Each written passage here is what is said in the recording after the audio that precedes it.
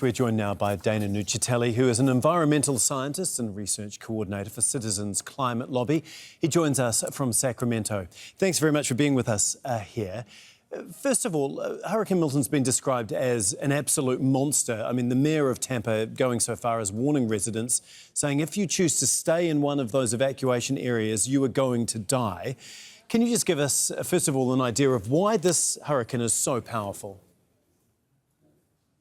Yeah, well, in a world of global warming, we have warmer oceans, and then that causes hurricanes to what we call undergo rapid intensification, which is when they go really quickly from a relatively weak tropical storm to a strong Category 3, 4, or 5 hurricane because they're going over such warm waters, and warmer water acts as hurricane fuel.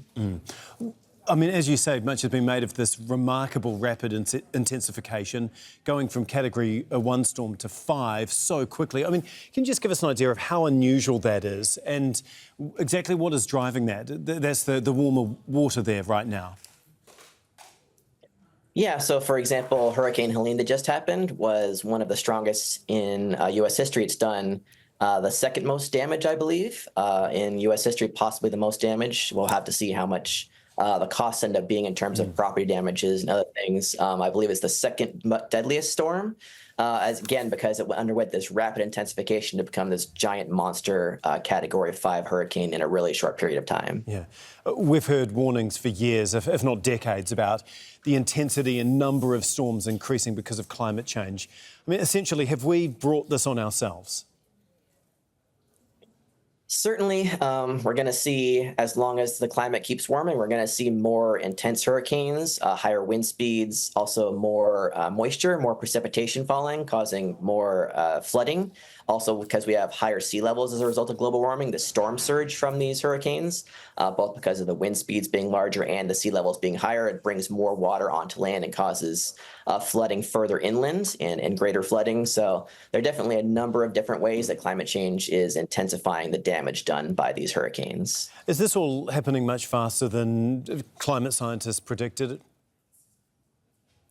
Hurricanes have been a challenge to predict because there's so many different variables that go into the formation of a hurricane. There's things like wind shear that determine whether a hurricane even forms. We do know that warmer waters, and it's been long predicted that warmer waters will cause the intensity of hurricanes to become larger and larger over time, especially we're going to see more of these Category 3, 4, and 5 hurricanes.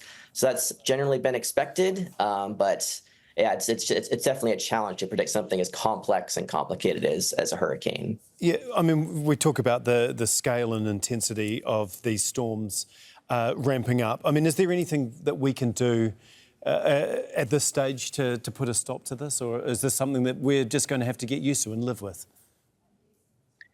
Well, we can definitely minimize the level to which hurricanes get more intense by stopping climate change, by getting our greenhouse gas emissions under control, getting to net zero emissions. Once we get to net zero emissions, then global warming will essentially stop quite quickly, and then hurricanes on average won't continue becoming more intense.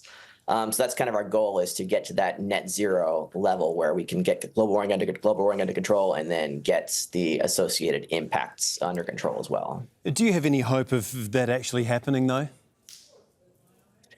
We're certainly making a lot of progress in reducing emissions. It's not happening fast enough yet, but it's starting to move in the right direction. We're starting to get some good policies in place to reduce emissions. We just need to accelerate that progress, get more clean technologies deployed, and continue that to accelerate that progress that we've been starting to make recently. Thank you so much for your insight. That is Dana Nuccitelli, an environmental scientist. Thank you.